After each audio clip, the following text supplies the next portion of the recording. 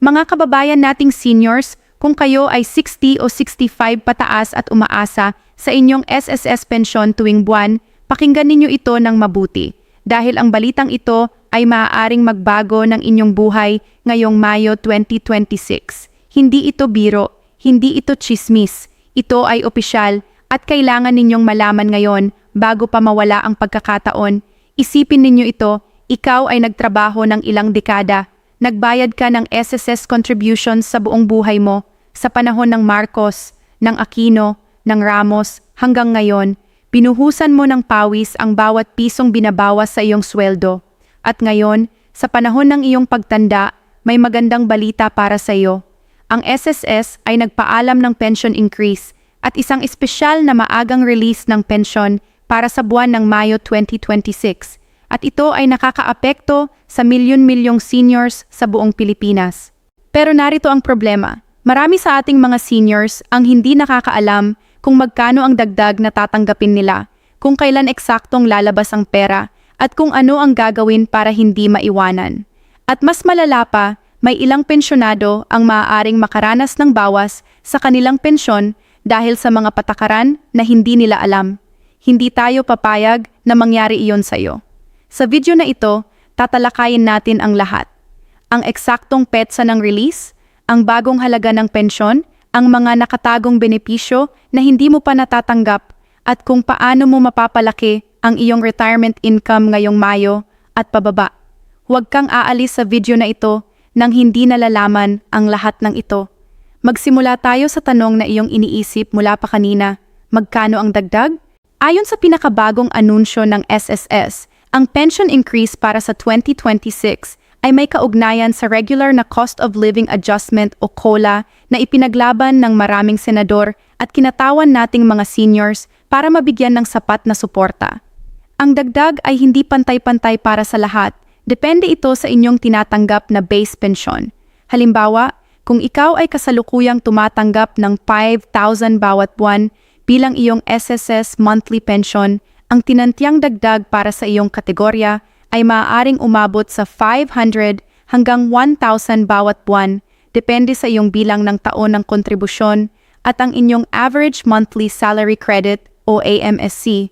Kung ikaw naman ay nasa mas mataas na antas at tumatanggap ng 8,000 o 10,000, ang dagdag mo ay maaaring mas malaki pa.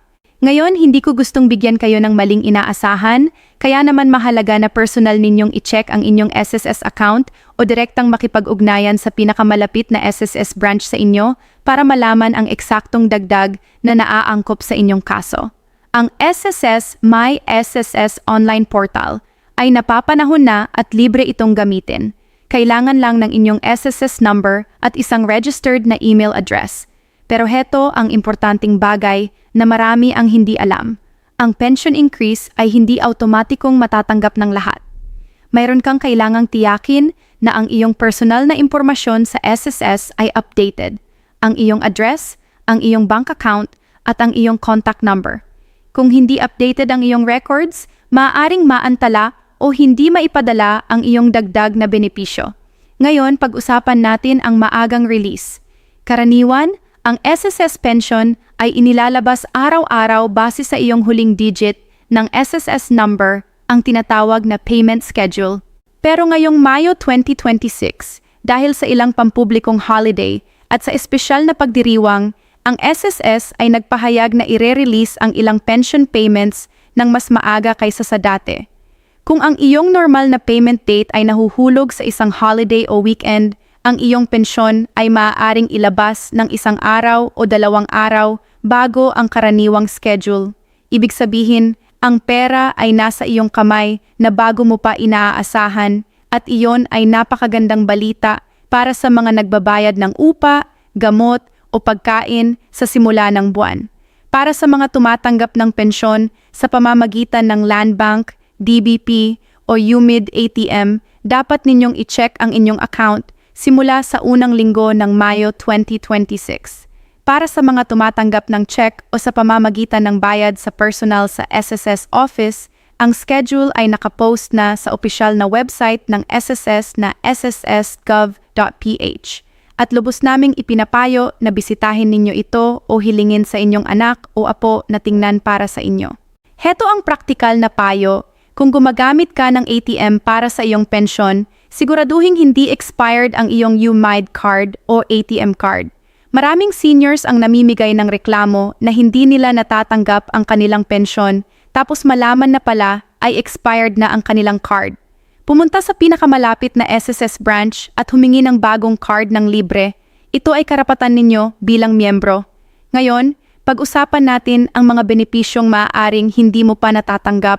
At ito ang bahagi ng video na ito na gusto naming bigyang pansin ng husto dahil maraming seniors ang nag-iwan ng pera sa mesa, walang kaalam-alam. Una, ang supplemental allowance. Alam mo ba na may ilang kategorya ng pensyonado na may karapatang tumanggap ng karagdagang 500 bawat buwan bilang supplemental allowance? Ito ay para sa mga pensyonado na ang base pension ay mas mababa sa pinakamababang itinakdang halaga ng SSS. Kung hindi ka sigurado kung ikaw ay kwalipikado, tumawag sa SSS hotline sa 1455 o bisitahin ang pinakamalapit na branch. Pangalawa, ang 13th month pension o Christmas bonus. Ito ay karaniwang inilalabas tuwing Nobyembre o Disyembre, ngunit may mga kaso kung saan ang ibang pensyonado ay hindi nakakakuha nito dahil ang kanilang records ay hindi updated sa SSS database. Tiyaking nakaregister ang inyong tamang bank account para hindi maiwanan ang inyong 13th month pension. Pangatlo, ang sickness at maternity benefits para sa mga aktibong miyembro na papasok pa lamang sa retirement. Kung ikaw ay may sakit na nangangailangan ng hospitalization at ikaw ay may aktibong SSS contributions pa rin, maaari kang mag-apply para sa sickness benefit bago ka mag-retire at ito ay maaaring umabot sa libu-libong piso depende sa iyong average daily salary credit. At ikaapat, at ito ay bihirang malaman ng karamihan, ang funeral benefit.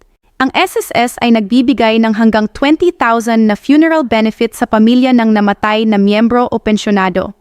Kung mayroon kang kakilala na namatay na SSS member at hindi pa nag-claim ang pamilya, sabihin mo sa kanila na may karapatang i-claim ito sa loob ng 7 taon mula sa petsa ng kamatayan. Heto ang bahaging kailangan mong marinig ng malinaw, ang mga posibleng bawas o tinatawag na clawback sa iyong pensyon. Oo, may mga sitwasyon kung saan maaaring bawasan ang iyong monthly pension at hindi ito biro. Kung ikaw ay nagtatrabaho pa rin at tumatanggap ng sweldo kahit nagre-retire ka na, partikular na para sa mga edad 60 hanggang 64, ang SSS ay may patakaran tungkol sa dual income. Hindi mo maaaring sabay na tumanggap ng buong SSS pension at buong sweldo mula sa isang employer na nagbabayad ng SSS contributions para sa iyo. Kapag natuklasan ito ng SSS, maaari nilang ibalik ang iyong pensyon sa mas mababang halaga hanggang sa ika-65 mong kaarawan kung kailan na ikaw ay tinatawag na compulsory retiree at libre ng makatanggap ng pensyon kahit may trabaho pa. Gayun din, ang mga seniors na may utang sa SSS tulad ng salary loan o calamity loan na hindi pa nababayaran, maaaring may bawas ito sa kanilang buwanang pensyon hanggang sa mabayaran ng utang. Kaya siguraduhin na malaman ninyo ang inyong kasalukuyang loan balance sa SSS bago mag-claim ng pensyon para hindi kayo nagulat sa mas maliit na halaga ng inyong monthly disbursement. Ngayon, kaunting usapan tungkol sa buwis o kung mas gusto ninyo, pag-usapan natin kung kailangan mo bang magbayad ng income tax sa iyong SSS pension. Ang magandang balita, sa ilalim ng Republic Act 1963 o ang Train Law, at sa mga kasunod na batas, ang SSS retirement pension ay karaniwan ay hindi kasama sa taxable income para sa mga ordinaryong pensyonado na retirement ang natatanggap bilang pangunahing kita.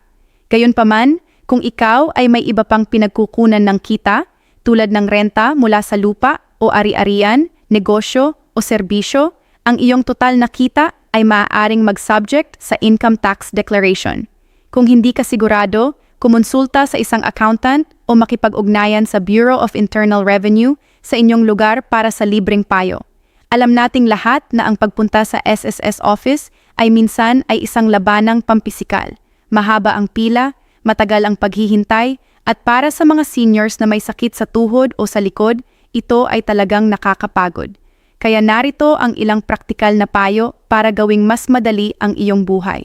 Una, gumamit ng SSS online portal sa My SSS sa website ng SSS. Dito, maaari mong i-check ang inyong pension status, i-update ang inyong personal na impormasyon, at i-download ang inyong statement of account. Lahat ng hindi na kailangang lumabas ng bahay. Kung hindi ka bihasa sa teknolohiya, humingi sa inyong anak o apo, ito ay isang bagay na magagawa nila para sa inyo sa loob ng 10 minuto. Pangalawa, kung kailangan mong pumunta sa SSS office ng personal, pumunta ng maaga sa umaga, preferably bago mag-alas 9. Mas maaga ka dumating, mas mabilis kang masiserbisyuhan. Dalhin mo ang lahat ng requirements sa isang pagkakataon, ang iyong UMID o valid ID, ang iyong SSS number, at ang anumang supporting documents para hindi ka na kailangang bumalik. Pangatlo, ang SSS ay may dedicated na senior citizen lane o priority lane sa karamihan ng kanilang mga branches sa buong Pilipinas. Ito ay karapatan ninyo sa ilalim ng Expanded Senior Citizens Act o Republic Act 994. Huwag kang mahiyang gamitin ito para sa inyo ito ginawa. Ngayon, pag-usapan natin ang pinaka-exciting na bahagi. Paano mo mapapalaki ang iyong monthly retirement income sa pamamagitan ng tamang estratehiya? Una, pag-isipan ang iyong timing ng retirement. Kung ikaw ay 60 taong gulang na ngayon at hindi pa kailangan ang pension, consider mong i-defer ang iyong pension hanggang sa ika-65 mong kaarawan. Sa ilalim ng SSS rules, ang iyong pension amount ay maaaring mas malaki kung mas matagal mong hinintay bago mag-claim dahil ang iyong credited years of service at AMSC ay maaaring mas mataas pa. Kumonsulta sa SSS para malaman kung mas mapapakinabangan ka ng early or deferred retirement. Pangalawa, i-maximize ang inyong 13th month pension at lahat ng additional benefits sa pamamagitan ng pagtitiyak na updated ang iyong records. Ito ay simple lamang ngunit napakahalaga. Pangatlo, kung mayroon kang asawa na nagtatrabaho noon at may SSS contributions din, siguraduhing mag-apply siya para sa kanyang sariling pensyon. 2 pensyon sa isang tahanan ay napakahalaga para sa inyong araw-araw na pangangailangan. At ika-4, kung kaya mo, pag-isipan ng voluntary SSS contributions. Kahit retired ka na, ang ilang seniors na may karagdagang kita ay nagpapatuloy ng voluntary contributions para palakasin ang kanilang beneficiaries' death benefit o para sa ibang layunin. Ito ay hindi para sa lahat, ngunit kung interesado ka, tanungin ng SSS kung ito ay angkop para sa inyong sitwasyon. Mga kababayan, narating na natin ang katapusan ng ating usapan ngayon at sana ay mas maliwanag na ang iyong puso at isipan tungkol sa iyong SSS pensyon ngayong Mayo 2026. Natutunan natin ang tungkol sa pension increase, sa maagang release ng pera, sa mga nakatagong benepisyo na karapatan mong matanggap, sa mga panganib ng clawback, at sa mga simpleng paraan para mapapalaki ang iyong retirement income. Ang aking pinakaimportanting payo sa inyo ngayon ay ito. Huwag ninyong hintayin na dumating ang problema bago kumilos. Bisitahin ang SSS website, i-check ang inyong account, tiyakin na updated ang lahat ng inyong impormasyon, at kung mayroon kang katanungan, tumawag, pumunta, o humingi ng tulong sa inyong pamilya. Kayo ay nagtatrabaho ng maraming taon para sa benepisyong ito. Iniwan ninyo ng pawis at dugo sa bawat trabahong inyong ginawa. Kayo ay may karapatang matanggap ang bawat pisong dapat sa inyo, ng buo, ng tama, at sa tamang panahon. Kung nakatulong sa inyo ang video na ito, pakiusap na mag-like, mag-subscribe, at ibahagi ito sa inyong mga kaibigan at kamag-anak na mga seniors. Marami sa kanila ang maaaring hindi nakakaalam ng mga balitang ito, at ang isang simpleng share ay maaaring magbago ng kanilang buhay. Ingat kayo palagi, mag-ingat sa kalusugan, at tandaan, kayo ay hindi nag-iisa. Hanggang sa muli, maraming salamat sa pakikinig.